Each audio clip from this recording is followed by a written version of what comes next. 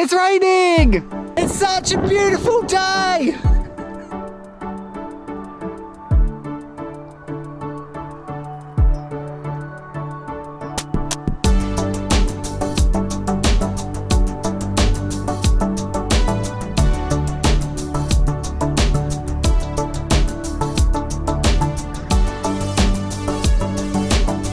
Quick Malachi update as well for those of you that saw the last video and knew I had that poorly lamb. If you look over here, we only have Connie and one lamb, and that is Ophelia Sharon. Malachi did not make it. I had a little hope, but he was very poorly, and for a sheep to get stuck on their side and then be wobbly and not be eating, you know, I was pretty much, he's gonna die. And I came up about 10 p.m. later that night where he was inside, and he'd got stuck on his side again. And he kind of at that time had also the death, what I call like the death rattle. So he was kind of panting, but they breathe very oddly and their head kind of knocks. So we made him comfortable in the corner, we covered him in hay, made him really snug. And then the next morning when I came up, he had unfortunately passed. Now, as I say, I think it's just one of those things. He was vaccinated, he was wormed, he didn't have a parasite burden. Perhaps he had been dehydrated, but actually, once he was dead and I had a proper look at him, he was actually quite thin. There is no reason for him to have been thin because he didn't have a parasite burden. There is plenty of grass.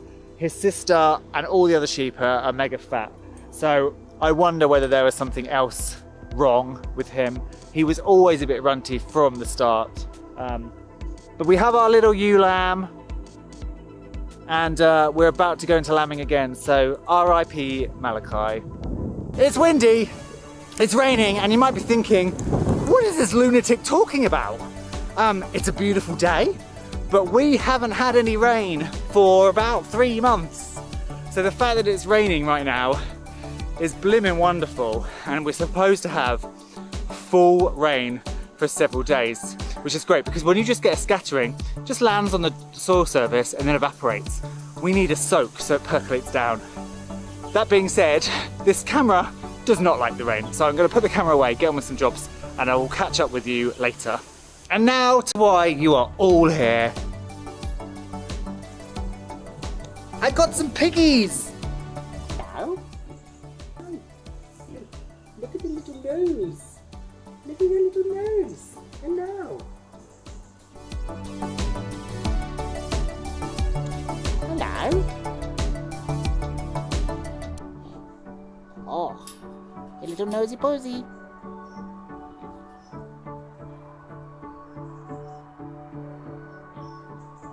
So, as many of you know, if you've been following the channel for any length of time, here at Brimwood Farm, we're concentrating on local rare breeds, and it's always been in the plan to get some piggies.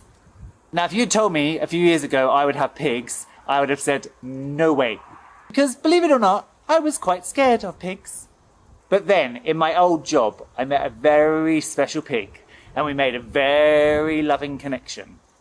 And ever since then, my love for piggies, I know it's okay. It's okay. My love for piggies has grown immensely. So these two little girls are large blacks. They are a rare breed, and they're kind of the closest breed I could find that originated in the East Anglian area. As their name suggests, they grow big. They're only 8 weeks old at the moment, so they're pretty small. But they will grow into monsters. Now, of course, we already have names, and they are Hyacinth and Margaret. So the smaller of the two is Margaret, and she is still quite timid, aren't you, sweetheart? What's the matter? And then the larger one is Hyacinth, and we've had her a couple of days, and they've got to the point now where she will let me stroke her. So this is Margaret, and this is okay. Hi. This one is Hyacinth. Now, for the time being, these two little girls are in a holding pen just in the barn. Not for biosecurity reasons, really, because we don't have any other pigs, so it was not like we need to quarantine them.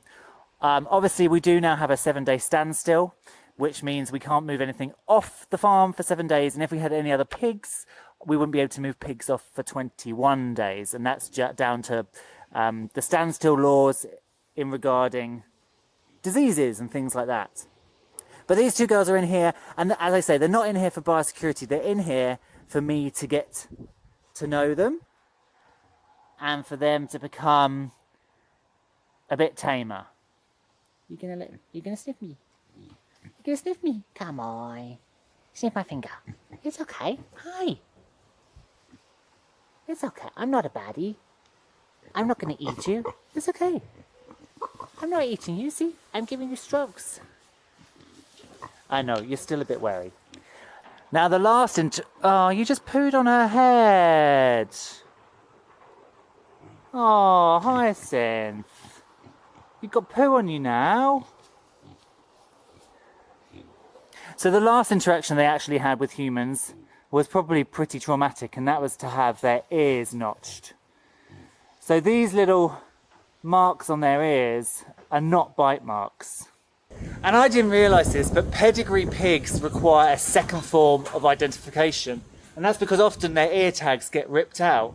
And they have an ear notch system instead, which I'm not a huge fan of, if I have to say, because they're basically having their ears pinched out and they won't have anaesthetic or anything.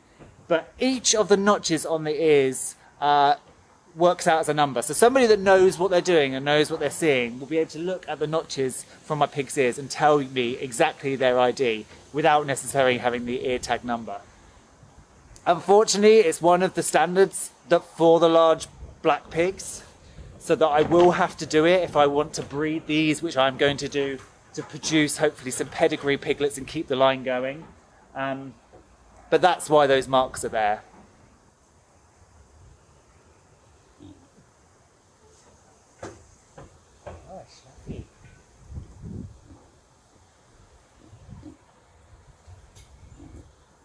Where are you going? Sniffle monster.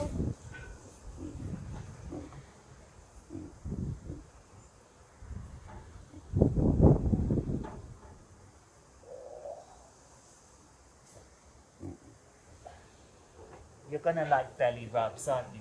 You like belly rubs. You'll like belly rubs one day. You gonna sniff me, Margaret? I love them. Even Sard, who is not a pig lover, actually said they're quite cute. Sniffing my foot.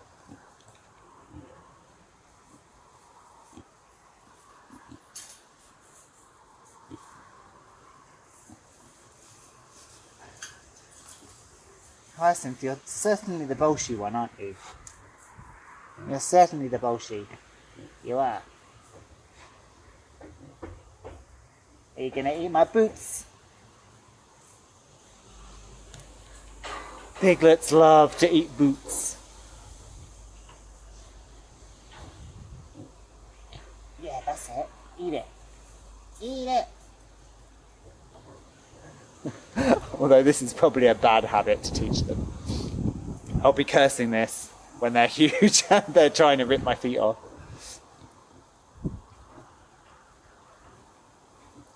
Piggies! Oh, you're so cute! Oh, is that nice? Is that a nice boot? Is it?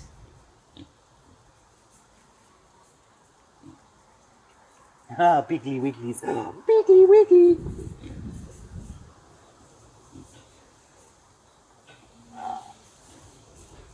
Oh, that's nice. Now in the long run, these ladies are not staying in here. As I say, they are staying in here just for me to get to know them and also for me to train them to come to a bucket, because the last thing I want to do is put them outside, them escape from electric fencing, and then them not coming near me, because they're little pigs and they could go anywhere. Plan, however, is to put them here. So I'm going to put them right along here. I've started to put some electric stakes out, as you can see. So I've got my stakes. Again, it has been so dry, I haven't actually been able to drive these into the ground properly. So they're going to have electric fencing around. And because they're flop-eared pigs, they're more likely to stay in. Prick-eared pigs, they're looking up all the time, so you need to have more electric wire. I have been told that, I mean, this may not work, but I have been told that because they're flop-eared pigs, they're looking down all the time, they're snuffling, they only need a couple of strands of electric wire fairly low down, and once they've hit that a couple of times, they won't do it anymore. So though we're rewilding this kind of entire field, and the goats are over here at the moment, at the front of this field I want to do some grow your own, pick your own patches. So next year I want to do some pick your own flowers, and I want to do some pick your own pumpkins, and it makes sense that people can come in the gate over here, and then the pick your own patches will be here. So the plan is for those pigs to rootle around, dig this all up, fertilise it with their poop, and then create a nice area where we can put plants in come spring. So it's actually kind of worked out well for this autumn. I hadn't planned on getting piggies in the autumn for that reason, but the fact that they will be able to be here during the autumn and the winter months to plough this up and prepare it is kind of a good coincidence. We've had a small disaster this morning. Hello. Sard was feeding all of his pheasants, and one of the Lady Hammerhurst juveniles escaped. They're in here, and it flew right over his head into there. I don't think it's going to come back. What we've done is we've shut the other one into a dog crate inside, and when we leave, we're going to leave the door open, but as with our female golden pheasant, she never came back.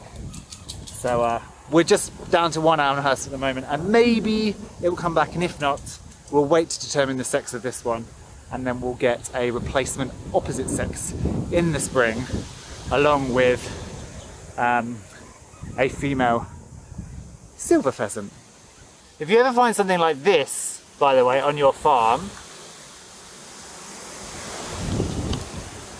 these are parasitic wasps, and I love them because they go inside cabbage white caterpillars and they burst out at this time of year and they kill the caterpillar.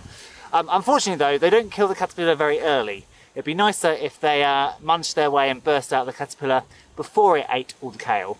But that's what these are if you find them around the homestead or the vegetable garden. I've come back into the barn because it's very windy out there. So the plan with these girlies in the future, so next year, when they're old enough, is to get them into pig. Now I may do that by getting a boar in, I may buy a boar from a different bloodline, I may hire a boar, or I may try to AI. AI can be difficult when you haven't got another boar around to use as a tease.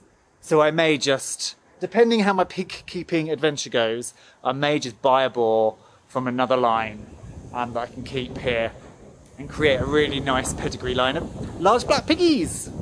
And so the animal adventures continue to grow. And we're now almost fully stocked. We have our goats, we have our poultry, we have our sheep, we have our piggies. Next year, hopefully, will be the year that we move into cattle and we get our rare breed cattle. I'm still looking for some Norfolk Black turkeys. I just haven't managed to find any this year at all. I was hoping there would be some at the Melton Mowbray show, nothing. So I'm still looking for poults or eggs or something for those. But it's very exciting. And now I have yet another task to do this winter. But I'm looking forward to spending time with Hyacinth and Margaret. We're going to give them a little black bucket outside their pen and write the buckets on it.